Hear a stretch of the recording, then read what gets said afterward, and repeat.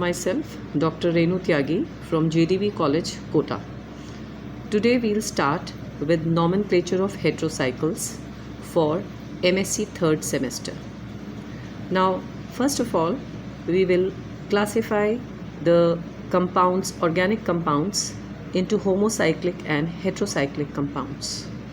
What we already read in organic chemistry were usually the homocyclic compounds, यानी वो carbon compounds जिसमें cyclic nature हो plus सारे atoms जो हैं वो कार्बन एटम्स हैं जो कि रिंग फॉर्मेशन बनाते हैं, इसलिए हम उन्हें होमोसाइक्लिक कंपाउंड्स में क्लासिफाई करते हैं। लेकिन यदि उनमें से कोई एक कार्बन एटम किसी भी दूसरे एटम से रिप्लेस कर दिया जाए तो हम इसको हेट्रोसाइक्लिक कंपाउंड्स में क्लासिफाई करते हैं। इन हेट्रोसाइक्लिक कंपाउंड्स में generally nitrogen, oxygen and sulphur usually present रहते हैं। Heterocyclic compounds can be classified into aliphatic and aromatic heterocycles. The main classification है एलिफैटिक और aromatic heterocycles. Aliphatic heterocyclic compounds are cyclic compounds जो generally किनके होते हैं? Amines, amides, thioethers and ethers.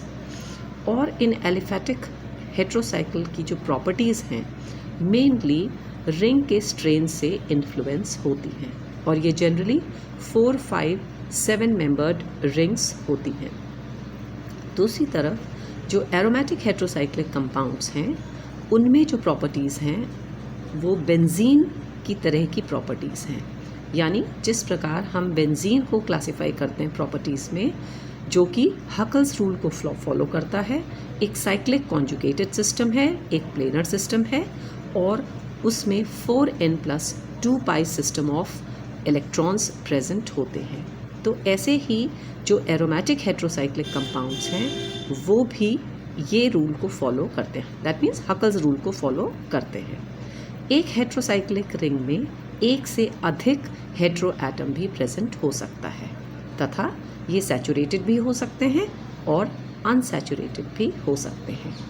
Heterocyclic compounds की study विशेष रूप से इसलिए की जाती है क्योंकि इनकी एप्लीकेशंस बहुत वाइड हैं, जिसमें कि specially pharmaceuticals, agrochemicals, veterinary products as well as many biological compounds like hormones, alkaloids, antibiotics, essential amino acids, hemoglobin, vitamins, dyestuffs, pigments, heterocyclic structures, etc. etc.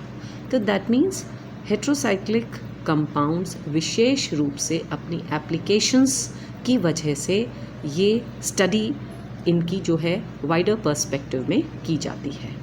अब इसमें सबसे पहले nomenclature आता है और जो हर एक कंपाउंड्स में, ऑर्गेनिक कंपाउंड्स हों या कोई और कंपाउंड्स हों, उनमें सबसे पहले जो ईजीएस्ट मेथड दिया गया था दैट वाज ट्रिवियल नेमिंग या कॉमन नेम ऑफ कंपाउंड्स। तो ट्रिवियल नेम्स भी जो है वो स्पेशली हेट्रोसाइक्लिक कंपाउंड्स में 2 बेसिस पे दिया गया है, जिसमें सबसे पहला बेसिस है on the basis of property. For example हम यहाँ पर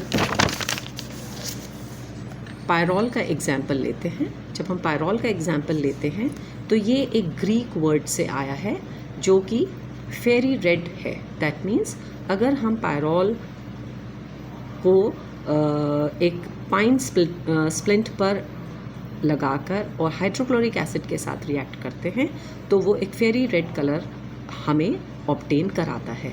इसी वजह से इस पर्टिकुलर कंपाउंड का नाम पायरोल रखा गया, जो कि इसका एक कॉमन और ट्रिवियल नेम था। Similarly on the basis of source कि हम इसको कहाँ से प्राप्त कर रहे हैं, इसी का एक एग्जाम्पल हम लेते हैं पिकोलिन, जो कि कोल्टार से मिला है। और ये जो पिकोलिन वर्ड है वो एक लैटिन वर्ड है जिसका मीनिंग टारी है। तो कोल्टार जो है टार नेचर का होता है, इसलिए पिकोलिन वर्ड जो है वो सोर्स के बेसिस पे रखा गया। सिमिलरली फरफ्यूराल ये ब्रान ऑयल से मिलता है, जो कि ब्रान को जब हम डिस्टिल करते हैं उससे प्राप्त होता है। नाउ बेसिकली जब हम ट्रिवियल नेम्स की बात करते हैं और कंपाउंड्स के नॉमेनक्लेचर में हम जनरली इन कॉमन नेमिंग्स को या ट्रिवियल नेम्स को पाते हैं कि ये इंटरनेशनली एक्सेप्टेड नहीं है। इसलिए या तो IUPAC system of nomenclature widely accepted है, पर फिर भी हेट्रोसाइक्लिक कंपाउंड्स में कुछ कंपाउंड्स इंटरनेशनली आज भी एंड इंटरनेशनली एक्सेप्टेड हैं, जिसमें से कुछ एग्जाम्पल्स इस टाइप से हैं। For example pyrrole, furan, pyrazole, imidazole, isoxazole, furazan, pyridine, pyridazine, pyrimidine, pyrazine, pyran,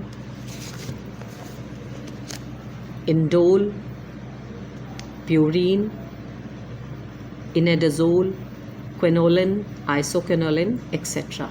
ये कुछ ऐसे एग्जाम्पल्स हैं जिनके ट्रिवियल नेम या जिनके कॉमन नेम इंटरनेशनली एक्सेप्टेड हैं, लेकिन फिर भी हेट्रोसाइक्लिक कंपाउंड्स में जो वाइडली एक्सेप्टेड नॉमेनक्लेचर का सिस्टम है, that is not the trivial name और the common name, but it is Hantzsch Widman system of nomenclature for monocyclic compound. सबसे पहले हम मोनोसाइक्लिक कंपाउंड से ही स्टडी करेंगे। ये वाइडली एक्सेप्टेड सिस्टम है। इस सिस्टमैटिक नॉमेनक्लेचर में विशेष रूप से हम यहाँ पर स्ट्रक्चरल इन्फॉर्मेशन पाते हैं जो कि कॉमन नेमिंग में हमें पता नहीं चलती। जब हम दोनों नॉमेनक्लेचर्स को कंपेयर करते हैं तो क्या पाते हैं कि ट्रिवियल नेम से हम उसके स्ट्रक्चर के बारे में या जो उसमें एडिशनल एटम प्रेजेंट है, कोई साइड चेन है, उसके बारे में हमें कोई इन्फॉर्मेशन नहीं मिल पाती, जबकि इस सिस्टम ऑफ नॉमेनक्लेचर में बेसिकली हमें स्ट्रक्चरल इन्फॉर्मेशन जो है वो भी प्राप्त होती है। तो the most relevant system recommended by IUPAC for naming these heterocycles is because it specifies the nature, position, number and type of heteroatom as well as ring size of the heterocyclic compound. And basically जो name करने के लिए एक formula set किया है, उसमें पहले prefix जो स्टार्टिंग में होगा वो prefix, then the stem and then the suffix.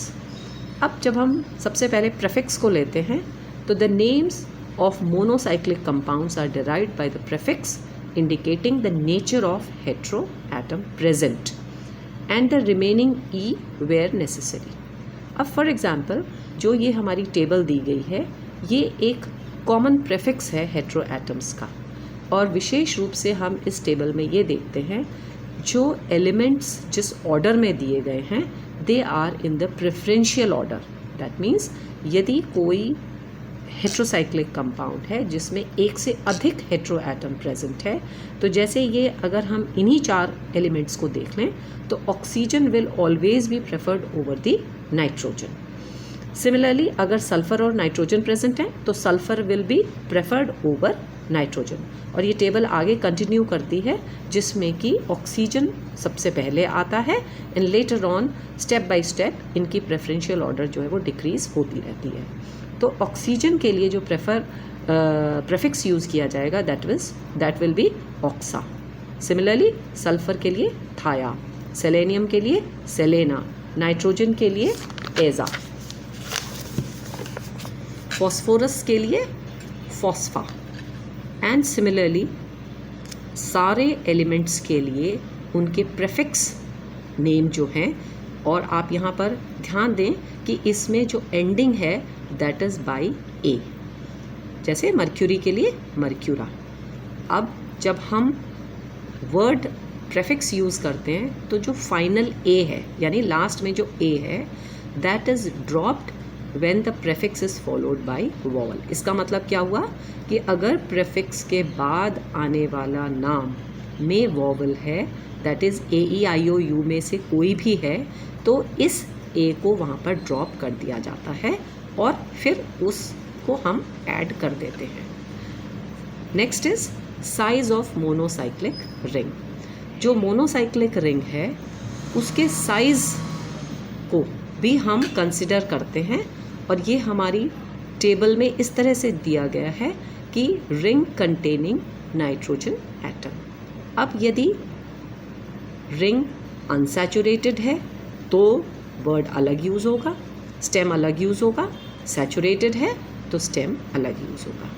For example, अगर मेंबर्ड रिंग के कितने मेंबर हैं, 3 मेंबर्ड रिंग है और रिंग कैसी है, अनसैचुरेटेड है, तो इसके लिए इरीन वर्ड यूज़ होगा। लेकिन वही चीज़ यदि सैचुरेटेड है तो इरिडीन। सिमिलरली 4 के लिए ईट, ईटडीन, 5 के लिए ओल, ओलिडीन, 6 के लिए ईन, ईनेन, 7 ईपीन, ईपेन, 8 के लिए ओसीन, ओसेन, 9 के लिए ओनीन, ओसेन, 10 के लिए ईसीन, ईसेन। फिर जो स्टेम्स हैं फॉर डिफरेंट हेट्रोसाइक्लिक कंपाउंड्स, अगर कितने मेंबर्ड रिंग है, 3 मेंबर्ड रिंग है, तो यहाँ पर स्टेम जो है IR यूज़ होगी और वर्ड क्या यूज़ होगा, ट्राई। 3 के लिए ट्राई, 4 के लिए टेट्रा, 7 के लिए hepta, octa, nona and Deka.